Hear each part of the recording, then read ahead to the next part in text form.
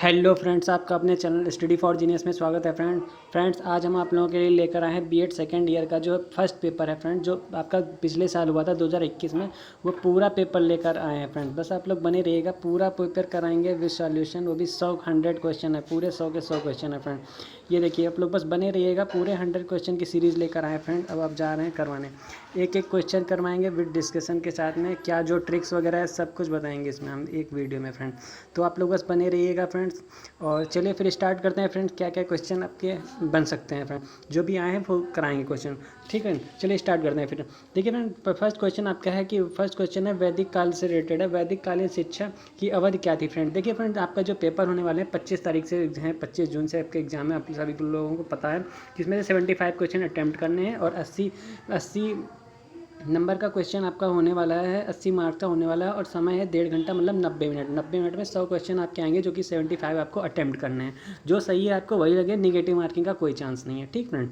आराम से कीजिएगा फ्रेंड। चलिए स्टार्ट करते हैं। वैदिक कालीन शिक्षा की अवधि क्या है, तो वैदिक देखिए फ्रेंड, हम जल्दी जल्दी कराएंगे और ऑप्शन क्या है वो आपको बताते जाएंगे, ठीक है। तो इसमें आपसे आपका हो जाएगा 2500 ईसा पूर्व से 500 ईसा पूर्व, जी आपका जो है वैदिक कालीन की अवधि है। नेक्स्ट क्वेश्चन है वैदिक काल में शिक्षा का माध्यम क्या था, तो वैदिक काल में शिक्षा का माध्यम क्या था, तो संस्कृत था, ठीक फ्रेंड। 4 ऑप्शन आपके दे रखे हैं, ये ऐसे ही आपका एग्जाम में भी आएगा फ्रेंड्स, ठीक है। नेक्स्ट है तीसरा क्वेश्चन है आपका उपनयन संस्कार किससे संबंधित है, तो उपनयन संस्कार वो होता है जो गुरुकुल में प्रवेश के समय बालक को दिया जाता है, मतलब गुरुकुल में बालक का प्रवेश करने का जो जो पीरियड रहता है फ्रेंड, उसको बोलते हैं उपनयन संस्कार, ठीक फ्रेंड। नेक्स्ट है वैदिक कालीन शिक्षा का मुख्य उद्देश्य क्या था, तो वैदिक कालीन शिक्षा का मुख्य उद्देश्य क्या था, तो था आध्यात्मिक विकास था, ठीक फ्रेंड्स। नेक्स्ट है वैदिक कालीन शिक्षा का पाठ्यक्रम क्या था, सिलेबस क्या था फ्रेंड्स, तो इसमें ये था परा एवं अपरा विद्या दोनों दी जाती थी, परा और अपरा दोनों विद्याएं दी जाती थी फ्रेंड्स। नेक्स्ट क्वेश्चन है प्राचीन शिक्षा का केंद्र तक्षशिला कहाँ है, तो तक्षशिला आपका पाकिस्तान में इस टाइम पे। और नेक्स्ट क्वेश्चन है वैदिक काल में समापवर्तन उपदेश कब दिया जाता था, तो वैदिक काल में जो वर्तन उपदेश है वो कब दिया जाता था, तो विद्या की समाप्ति पर दिया जाता था। उपनयन संस्कार तब होता था जब बालक का प्रवेश होता था, और समापवर्तन कब होता था, विद्या की समाप्ति, मतलब जब बालक की पढ़ाई पूरी कंप्लीट हो जाती थी तब समापवर्तन उपदेश तब दिया जाता था। और बौद्धकालीन शिक्षा, अब ये देखिए आपका वैदिक कालीन से रिलेटेड हो गया, अब आ गया बौद्धकालीन शिक्षा फ्रेंड। ये क्वेश्चन हूबहू आया था आपका लास्ट ईयर, ऑब्जेक्टिव क्वेश्चन जब हुए थे वही पूरा हम उठा कर लाए हैं फ्रेंड, अपनी तरफ से एक भी क्वेश्चन नहीं है इसमें। बौद्धकालीन शिक्षा की अवधि क्या क्या थी, तो बौद्धकालीन शिक्षा की अवधि है 500 ईसा पूर्व से 1200 ईसा पूर्व। हमने वैदिक कालीन का पढ़ा था, क्या पढ़ा था, वैदिक कालीन का पढ़ा था 2500 ईसा पूर्व से 500 ईसा पूर्व थी। बौद्धकालीन के क्या है, 500 ईसा पूर्व से 1200 ईसा पूर्व है। नेक्स्ट है बौद्ध काल में शिक्षा का माध्यम क्या था, बौद्ध काल में शिक्षा का माध्यम पाली था। प्रवज्या संस्कार किससे संबंधित है, तो प्रवज्या संस्कार संबंधित है बौद्ध काल से, ठीक फ्रेंड। नेक्स्ट है मठ एवं बौद्ध विहार, बौद्ध शिक्षा के केंद्र थे। मठ एवं बौद्ध विहार जो है वो विहार होता है फ्रेंड, बौद्ध शिक्षा के केंद्र थे। तो ये कैसे चित्रण, तो ये प्राथमिक एवं उच्च दोनों थे फ्रेंड्स, ठीक है। ये आपका प्राथमिक उच्च शिक्षा आ जाएगा। नेक्स्ट है बौद्ध काल के विद्यार्थी को किस नाम से जानते थे, जो बौद्ध काल के उनको सामनेर के नाम से जानते थे बौद्ध काल में।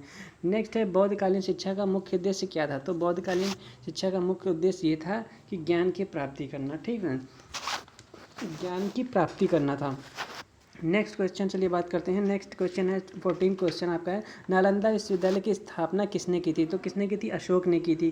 कहाँ की थी, आपका बिहार में की थी। मध्यकालीन शिक्षा की अवधि देखिए पूछ लिया। अब मध्यकालीन शिक्षा की अवधि है आपका 1200 से 1700 ईस्वी। ऐसे आपको ध्यान रखना, पहले कौन सी वैदिक कालीन आई थी जो कि फिर 2500 से 500 ईसा पूर्व, फिर कौन सी आई, फिर आई आपकी बौद्धकालीन, वो 500 से 1200 ईसा पूर्व थी। अब फिर नेक्स्ट में आएगी मध्यकालीन शिक्षा, जो कि मध्यकालीन शिक्षा का टाइम है 1200 ईसा पूर्व से 1700 ईसा पूर्व, ठीक फ्रेंड। ऐसे आप लोगों को सीक्वेंस से याद करना है। नेक्स्ट है मकतब और मदरसा मध्यकालीन शिक्षा के केंद्र थे, तो ये कैसे केंद्र थे, तो ये फ्रेंड्स माध्यमिक एवं उच्च शिक्षा थे। नेक्स्ट है मध्यकालीन शिक्षा में शिक्षक को किस नाम से जाना जाता था, तो शिक्षक को उस्ताद के नाम से जाना जाता था, ठीक है, मध्यकालीन में। नेक्स्ट है मध्यकाल में उच्च शिक्षा का माध्यम क्या था, तो अरबी और फारसी था मध्यकाल में। और है मध्यकालीन शिक्षा को शैक्षिक विकास के दृष्टिकोण से कहा जाता है, तो इसको कहा जाता है अंधकार युग, ठीक है। ये आपका सी ऑप्शन राइट हो जाएगा, अंधकार युग कहते थे। ये है बहुत इंपॉर्टेंट क्वेश्चन है। बिस्मिल्लाह रस्म की वास्तविक उम्र क्या है, सभी को पता ही होगा, 4 वर्ष 4 माह और 4 दिन था। ब्रिटिश काल, अब ये देखिए आए ब्रिटिश काल कालीन शिक्षा की अवधि क्या थी? तो ये थी 1700 ईसा पूर्व से 1947, जब तक अपना भारत देश आज़ाद नहीं हुआ तब तक आपका ब्रिटिश कालीन चलता रहा, ब्रिटिश कालीन शिक्षा। नेक्स्ट, किसने एडम के प्रतिवेदन को एक मिथक समझा, झूठा समझा? किसने? तो ये आपका समझा था फिलिप हार्डिंग ने। ठीक है, ये आपका हो जाएगा फिलिप हार्डिंग ने ये चीज़ समझी थी। और आपका नेक्स्ट क्वेश्चन है, निस्यंदन सिद्धांत विशेष रूप से शिक्षा से संबंधित है। निस्यंदन सिद्धांत विशेष रूप से शिक्षा से संबंधित था, तो किससे संबंधित था? तो ये संबंधित था निम्न एवं उच्च वर्ग दोनों से। ठीक है, नेक्स्ट, किसने कहा वुड का घोषणा पत्र भारतीय शिक्षा के इतिहास में एक महाधिकार पत्र है, एक महाधिकार पत्र है। ठीक फ्रेंड, तो ये आपका किसने कहा था? ये कहा था ये आपका कहा था HR जेम्स ने। HR जेम्स ने ये चीज़ कही थी कि इतिहास में एक महाधिकार पत्र है। नेक्स्ट है, वुड का घोषणा पत्र कब प्रकाशित हुआ? तो 1854 में, आप सभी को पता ही है। वुड के घोषणा पत्र में कितने अनुच्छेद थे? तो 100 आर्टिकल थे। किसने कहा वुड का घोषणा पत्र भारतीय शिक्षा की नींव है? और नींव है, इसने आधुनिक भारतीय शैक्षिक प्रणाली शुरू की। तो ये चीज़ किसने कही थी कि आधुनिक भारतीय शैक्षिक प्रणाली शुरू की? ये फ्रेंड्स, इनमें से आपके कोई भी आंसर नहीं है, कोई भी नहीं है। किसने कहा था? तो इनमें से कोई नहीं हो जाएगा। चलिए नेक्स्ट क्वेश्चन देखते हैं। आया था भारतीय शिक्षा आयोग 1882 के अध्यक्ष कौन थे? भारतीय शिक्षा आयोग जो आया था 1882 में, तो उस टाइम पे इसके अध्यक्ष कौन थे? तो उस टाइम पे अध्यक्ष थे विलियम हंटर जी थे। हंटर आयोग की संस्तुति दी। तो हंटर आयोग की संस्तुति किसने दी थी? तो प्राथमिक शिक्षा से संबंधित थी ये।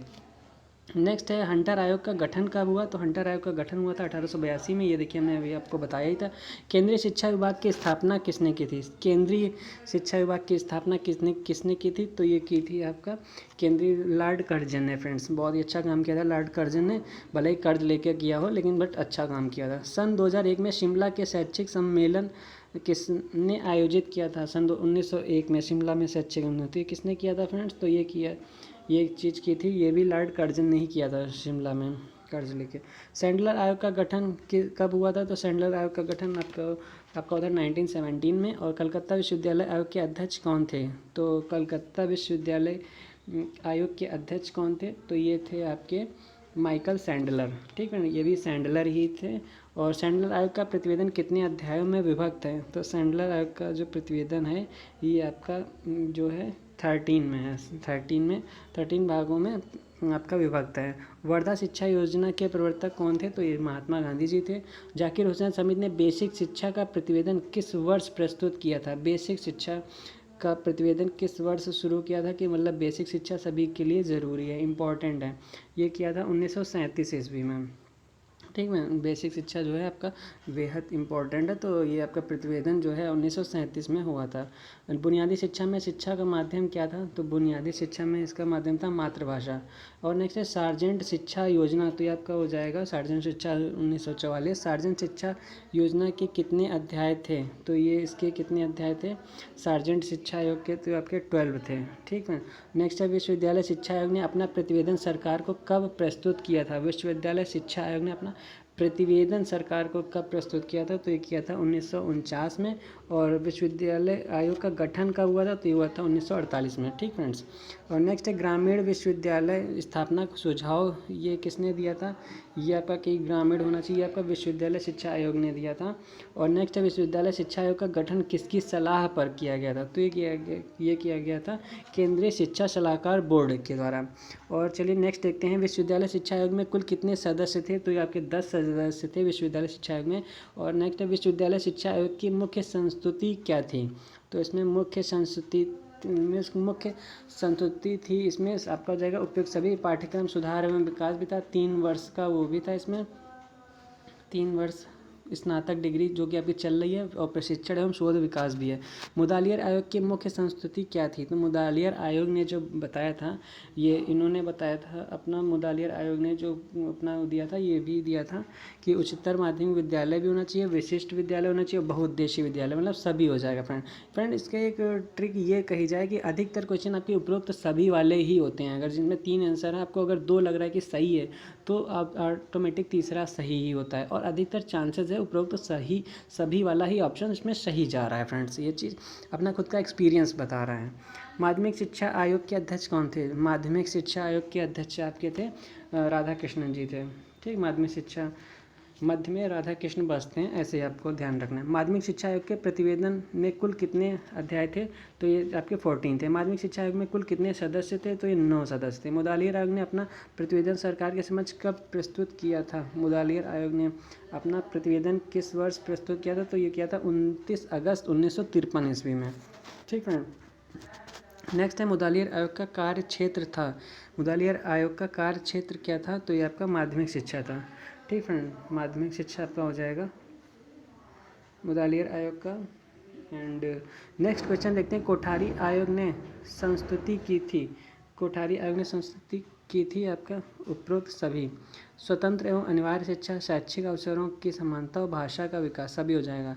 नेक्स्ट है राष्ट्रीय शिक्षा आयोग जो आपका आया था 1964-66 का अध्यक्ष कौन था? तो इसमें आपका जो आपके अध्यक्ष थे प्रोफेसर दौलत सिंह कोठारी जी। शिक्षा में कोठारी आयोग का योगदान था। शिक्षा में कोठारी आयोग का योगदान इन सभी हो जाएगा। शैक्षिक प्रणाली में एकरूपता लाना, भारतीय शिक्षा में कमियों को उजागर करना और भारतीय शिक्षा को हर प्रांत के समान रूप से लागू करना, ये हो जाएगा। नेक्स्ट है किस आयोग ने सर्वप्रथम प्राथमिक शिक्षा का विकेंद्रीकरण किया? मतलब किस आयोग ने सर्वप्रथम प्राथमिक शिक्षा जो है आपका कोठारी आयोग, इसका राइट आंसर हो जाएगा। नेक्स्ट है संशोधित शिक्षा नीति जो आपकी 1992 में आई थी, इसके अध्यक्ष कौन थे? तो इसके अध्यक्ष फ्रेंड्स आपके जनार्दन रेड्डी जी थे। ठीक है, ये क्वेश्चन मैंने काफ़ी सर्च किया बट इसका आंसर आपका इजी नोट में तो दिया राम मूर्ति दे रखा है, बट इसका राइट आंसर आपका जनार्दन रेड्डी होगा। क्रियान्वयन कार्यक्रम जो आपका 1992 ईस्वी में आया था, इसमें कितने भाग थे? तो इसमें 23 अध्याय थे फ्रेंड्स। ठीक है।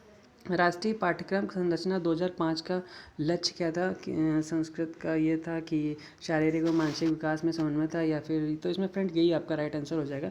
जो आपका राष्ट्रीय पाठ्यक्रम संरचना 2005 का लक्ष्य था जो वो था शारीरिक एवं मानसिक विकास में समन्वय स्थापित करना। नेक्स्ट, निम्न में से कौन सा एक राष्ट्रीय पाठ्यक्रम संरचना 2005 का सिद्धांत नहीं है? मतलब कि नहीं है वो चीज़, तो इसमें आप अभिप्रेरणा का सिद्धांत जो है नहीं हो जाएगा, बाकी तीनों आपके हो जाएंगे। अब अपव्यय और अवरोधन की समस्या संबंधित है, तो ये प्राथमिक शिक्षा से संबंधित है। और नेक्स्ट बात की जाए अपव्यय की समस्या का मुख्य कारण क्या है? तो इसका मुख्य कारण जो है आपका सक्षम शिक्षकों की कमी है, जो एलिजिबिलिटी नहीं रखते हैं, इसका एक मुख्य कारण है। नेक्स्ट है कौन सा पूर्व माध्यमिक विद्यालय नहीं है? तो इसमें आपको पता है पूर्व माध्यमिक विद्यालय कौन सा नहीं होगा? तो जूनियर हाई स्कूल इसमें नहीं होगा, बाकी सब आपके होते हैं पूर्व माध्यमिक विद्यालय। नेक्स्ट है माध्यमिक विद्यालय शिक्षा के लिए क्या बुनियादी कार्यक्रम उठाए गए? तो इसमें कौन से बुनियादी कार्यक्रम उठाए गए थे? तो उसमें जो है आपके सभी हो जाएंगे फ्रेंड, ये आपके सभी राइट आंसर हो जाएंगे। किसने कहा माध्यमिक शिक्षा हमारे शिक्षा की सबसे कमज़ोर कड़ी है? तो ये चीज़ किसने कही थी? ये चीज़ आपकी कही थी राधा कृष्णन जी ने कही थी, क्योंकि आपको पता है माध्यमिक शिक्षा के अध्यक्ष कौन थे? तो राधा कृष्ण जी थे, तो इन्होंने ये बात कही थी। उच्च शिक्षण संस्थानों में राष्ट्रीय सेवा योजना की शुरुआत कब की गई थी? तो उच्च शिक्षण संस्थानों में राष्ट्रीय सेवा योजना की जो शुरुआत है वो 1969 ईस्वी में की गई थी। उच्च शिक्षा का मुख्य कार्य क्या है? उच्च शिक्षा का मुख्य कार्य देखिए शिक्षण करना भी, समाज सेवा भी है और शोध करना भी है। तो मतलब इसका उपरोक्त सभी देखिए, आप देख रहे हैं ना उपरोक्त सभी वाले अधिकतर राइट जा रहे हैं। गुणवत्ता में सुधार हेतु शिक्षक शिक्षा के लिए आवश्यक है। तो इसमें क्या आवश्यक है? इसमें भी फ्रेंड्स हो जाएगा उपरोक्त सभी, मतलब शिक्षण प्रतिष्ठित कॉलेज होना चाहिए, सभी सुविधाएं होनी चाहिए और शिक्षा देने वाला भी सही होना चाहिए। नेक्स्ट है national curriculum framework for quality teacher education किस वर्ष प्रकाशित हुई? तो ये प्रकाशित हुई थी 2009 में। और राष्ट्रीय प्रौढ़ शिक्षा परिषद की स्थापना कब की गई थी? प्रौढ़ शिक्षा की स्थापना की गई थी आपकी अच्छा इसमें तो इसमें आपका सभी गलत आप क्वेश्चन दे रखे हैं, इसमें इनमें से कोई नहीं हो जाएगा। राष्ट्रीय साक्षरता मिशन की शुरुआत कब हुई थी? हाँ, तो ये आपका हो जाएगा 1988 में। और राष्ट्रीय मुक्त विद्यालय शिक्षा संस्था की स्थापना कब हुई थी? मुक्त विद्यालय की संस्था की स्थापना हुई थी, तो इसमें भी आपका इनमें से कोई नहीं हो जाएगा। और नेक्स्ट देखते हैं अच्छा राष्ट्रीय सॉरी साक्षरता आपका ये 1988 है और इसमें से हो जाएगा, इसमें से कोई नहीं। इंदिरा गांधी राष्ट्रीय मुक्त विद्यालय ये आपका 1985 हो जाएगा, स्थापना हुई थी। और अखिल भारतीय तकनीकी शिक्षा ये आपका 1945 हो जाएगा फ्रेंड, ठीक फ्रेंड। चलिए नेक्स्ट और देखते हैं क्या क्वेश्चन है। 74 तक हो गए हैं, 75 से स्टार्ट कर रहे हैं। आपका अब आपका आ गया SCERT। देखिए NCERT, SCERT और डाइट ये तीनों आपको कंप्लीट करने हैं। और इनमें कंप्लीट क्या करना, ईयर कंप्लीट करना कि किस वर्ष क्या आया था। NCERT आपका 1961 में आया था। SCERT आपका कब आया था, SCERT आपका आया था 1988 में। और डाइट कब आया था, 1981 में आया था, ठीक है। ये सब चीज़ें याद रखनी है। और इनका मुख्यालय दिल्ली में है, ये सारी चीज़ें। और डाइट का कहाँ है, डाइट का आपका ज़िले में होता है, ठीक है, ज़िले में होता है। और यूपी की बात कीजिए तो लखनऊ, ठीक है। ये सारी चीज़ें आपको याद रखनी है। उत्तर प्रदेश में जैसे कि पूछा गया तो उत्तर प्रदेश में आपका इसका आंसर हो जाएगा लखनऊ। और कार्यालय ऐसे पूछा है तो मतलब सेंट्रल का पूछा है, सेंट्रल में की बात की जाए तो न्यू दिल्ली हो जाएगा, ठीक है। नेक्स्ट है NAAC के मुख्य कार्य क्या हैं। तो NAAC के जो मुख्य कार्य होता है वो गुणवत्ता से संबंधित अनुसंधान संस्थान अध्ययन होता है। ये एक NAAC है, NAAC, ये NAAC वो वाला है। और नेक्स्ट है इसमें नेक्स्ट है सन 1990 में प्राथमिक स्तर पर न्यूनतम अधिगम स्तर को तय करने के लिए बनाई गई समिति के अध्यक्ष कौन थे उस टाइम पे। जो 1990 में जो प्राथमिक स्तर पर न्यूनतम अधिगम स्तर को तय करने के लिए जो बनाई गई समिति है वो समिति का नाम पूछा है। तो इनमें से फ्रेंड्स कोई नहीं हो जाएगा, इनमें से कोई नहीं था। राष्ट्रीय प्रौढ़ शिक्षा कार्यक्रम का आरंभ कब हुआ था। प्रौढ़ शिक्षा का आरंभ कब हुआ था। तो प्रौढ़ शिक्षा का आरंभ आपका 2 अक्टूबर को हुआ था। कब, 1978 में हुआ था। प्रौढ़ शिक्षा 2 अक्टूबर 1978 में हुआ था। भारत में मुक्त शिक्षा की शुरुआत सर्वप्रथम किस विद्यालय ने की थी। तो भारत में मुक्त शिक्षा की शुरुआत जो आपका की थी ये आपकी की थी मदुरई विश्वविद्यालय ने की थी, मदुरई विश्वविद्यालय ने की थी। इसका आपका ये राइट आंसर हो जाएगा, मदुरई विश्वविद्यालय यूनिवर्सिटी। और नेक्स्ट है प्राथमिक शिक्षा का सार्वभौमिकता का अर्थ क्या है। तो इसमें सार्वभौमिकता का अर्थ इसमें आपका हो जाएगा 6 से 14 वर्ष आयु के लिए स्वतंत्र और अनिवार्य शिक्षा प्रदान करने के लिए। सार्वभौमिकरण के मार्ग में मुख्य बाधा है, मुख्य बाधा क्या है। तो इसमें मुख्य बाधा आपका हो जाएगा उपरोक्त सभी। देखिए उपरोक्त सभी हो जाएगा। सार्वभौमिक शिक्षा के अभिकरण है तो इसमें क्या अभिकरण, इसमें भी आपका उपयुक्त सभी हो जाएगा। नेक्स्ट है मानव संसाधन मंत्रालय द्वारा तकनीकी शिक्षा, अच्छा तकनीकी से बात कीजिए, तकनीकी शिक्षा गुणवत्ता सुधार कार्यक्रम कब आया था। तो आपका आया था 2002 में आया था। सार्वभौमिक शिक्षा का महत्व क्या है। तो सार्वभौमिक शिक्षा का महत्व जो आपका है तो इसका हो जाएगा आपका प्राथमिक स्तर पर, प्राथमिक स्तर पर चीज़ों को हम प्राथमिक स्तर पर लेते हैं। और यही है। नेक्स्ट है व्यवसायीकरण का मुख्य उद्देश्य क्या है। तो व्यवसायीकरण, देखिए कोई भी व्यवसाय करोगे तो उनको लाभ से मतलब है, बस कुल मिला के लाभ होना चाहिए, प्रॉफिट होना चाहिए। नेक्स्ट है आपका अब बस 12 क्वेश्चन रिमेनिंग। राष्ट्रीय माध्यमिक शिक्षा अभियान, ये तो पता ही होगा, ये आपका आया था 2005 में, नहीं आया था। राष्ट्रीय माध्यमिक शिक्षा अभियान अगर पूछेगा तो आपका आया था 2009 में, ठीक है, ये ध्यान रखना है। राष्ट्रीय माध्यमिक शिक्षा अगर अभियान, वो भी है अभियान बात की जाए, अभियान 2009 में आया था। और राष्ट्रीय माध्यमिक शिक्षा अभियान के उद्देश्य क्या थे। तो ये सारे आपके उद्देश्य थे, उपरोक्त सभी हो जाएगा। और है नेक्स्ट है सन 1960 में निजीकरण। अच्छा, निजीकरण शब्द का सर्वप्रथम प्रयोग किसने किया था। तो पीटर एफ ड्रूकर ने किया था, पीटर एफ ड्रूकर ने किया था। और नेक्स्ट है शैक्षिक स्तर में गिरावट का मुख्य कारण है। तो गिरावट का मुख्य कारण इसमें आपका यही हो जाएगा कि शैक्षिक चेतना का अभाव, जनसंख्या वृद्धि और पारिवारिक वातावरण एवं परिस्थिति, उपरोक्त सभी हो जाएगा। अब देखना आप क्या देखिए सभी उपरोक्त देखना। शैक्षिक मानव का तात्पर्य है, उपरोक्त सभी ऑप्शन देख रहे हैं आप, सभी यही ठीक है। कोठारी आयोग के अनुसार शैक्षिक मानव के निर्धारण के आधार हैं, उपरोक्त सभी ऑप्शन है, यही सही है। शैक्षिक के स्त्रीकरण के उन्नत बनाने हेतु समस्या, उपरोक्त सभी ऑप्शन दे रखा है, यही सही है। देख रहे हैं फ्रेंड्स, मतलब आँख बंद करके आप लगा सकते हैं। 10 से 12 क्वेश्चन तो आपके ऐसे ही सही हो जाएंगे। नेक्स्ट, निबंधात्मक प्रकार के परीक्षण के दोष हैं। तो क्या दोष हैं इसमें देख रहे हो, उपरोक्त सभी ऑप्शन दे रखा है, यही हो जाएगा। वस्तुनिष्ठ प्रकार के परीक्षण के गुण हैं, उपरोक्त सभी ऑप्शन दे रखा है, यही सही हो जाएगा। और परीक्षा सुधारक के मुख्य उपाय हैं, तो इसमें भी आपका उपरोक्त सभी दे रखा है, यही सही हो जाएगा। देख रहे हैं ट्रिक्स फ्रेंड्स, उपरोक्त सभी वाले कम से कम हम देख रहे हैं 99% क्वेश्चन आपका सही ही हो जाता है। 1% हाँ रहता है जो कि नहीं सही होगा, क्योंकि ये एक्सपीरियंस है फ्रेंड्स, पढ़ाने का एक्सपीरियंस हो जाता है। 99 अगर आपको नहीं समझ में आ रहा आप डी वाला लगा दीजिए, मतलब उपरोक्त सभी वाला लगा दीजिए, अधिकतर आपको डी ऑप्शन में ही मिलेगा उपरोक्त सभी, ये भी हम बता दे रहे हैं। आप आंख बंद करके लगा दीजिए, 99% चांसेस है कि आपका सही ही होगा। नहीं आने से बेटर है कि आपका 99% वो सही ही होगा। ठीक है, चलिए नेक्स्ट देखते हैं, राष्ट्रीय माध्यमिक शिक्षा अभियान का कार्य क्या है। तो इसमें देखिए, इसमें क्या, अब इसमें आपने देख रहे उपरोक्त सभी, अब इसका मतलब यहाँ पे ये उपरोक्त सभी वाला नहीं होगा फ्रेंड, ये इसमें गलत हो जाएगा। हमने क्या कहा, 99% ये ट्रिक काम करती है। तो इसमें राष्ट्रीय माध्यमिक शिक्षा अभियान का कार्य क्या है, तो इसमें कार्य है कि गुणवत्ता युक्त शिक्षा उपलब्ध कराना। ठीक है, इसमें जो है विद्यालय की शिक्षा से संबंधित मदद करना, मदद उदद नहीं होती, ना ही नामांकन में वृद्धि करवाता है राष्ट्रीय माध्यमिक शिक्षा अभियान। ठीक है, नेक्स्ट है निजीकरण के लाभ हैं। तो निजीकरण का क्या लाभ है, निजीकरण का अब इसमें हो जाएगा, उपरोक्त सभी ऑप्शन दे रखा, अब इसमें सही हो जाएगा। ठीक है, समझ रहे, यही चीज़ हम आप लोगों को बताने चाह रहे हैं। ये आपकी है आंसर की फ्रेंड्स, देख सकते हैं, स्क्रीनशॉट भी ले सकते हैं आप लोग, इसका स्क्रीनशॉट भी ले सकते हैं और आराम से इसको सॉल्व कर सकते हैं। हम जैसे आपको बता ही दिया फ्रेंड। तो आपको कैसा से मेरा सेशन कैसा लगा फ्रेंड। हम अभी आपके जो 3 पेपर बचे हैं ना, सेकेंड, थर्ड, फोर्थ, वो भी लेकर आएंगे। अगर आप लोगों का अच्छा रिव्यू रहा, अच्छा रिस्पॉन्स रहा, तो हम बहुत ही जल्द आपके चारों के चारों पेपर कराएंगे। ये तो हमने कराई दिया, 3 और करवा देंगे। ठीक है, बस आप लोग पढ़ते रहिएगा फ्रेंड्स, क्योंकि टाइम बचा ही नहीं है ना, you have no time friends. जितना टाइम बचा बस आप उसको यूटिलाइज़ कीजिए फ्रेंड। बाकी कंटेंट देना मेरा काम है, बस आप लोग लगे रहिएगा फ्रेंड्स। ठीक, बाकी जहाँ से जो मिल रहा है वो भी पढ़िए। बाकी हम इंतजाम कर रहे हैं आपके प्रीवियस ईयर का जो इजी नोट है फ्रेंड्स, वो पूरा ऑब्जेक्टिव वाला वो भी करवाएंगे फ्रेंड्स। टाइम रहेगा पूरा धमाकेदार, पूरी तैयारी करवाएंगे फ्रेंड, टेंशन मत लीजिएगा। अगर आपको सेशन अच्छा लगा तो लाइक कर दीजिएगा और चैनल को सब्सक्राइब कर लीजिएगा, ऐसे वीडियो पाते रहने के। चलिए फिर मिलते हैं नेक्स्ट वीडियो में, तब तक के लिए take care. Thank you for watching this video.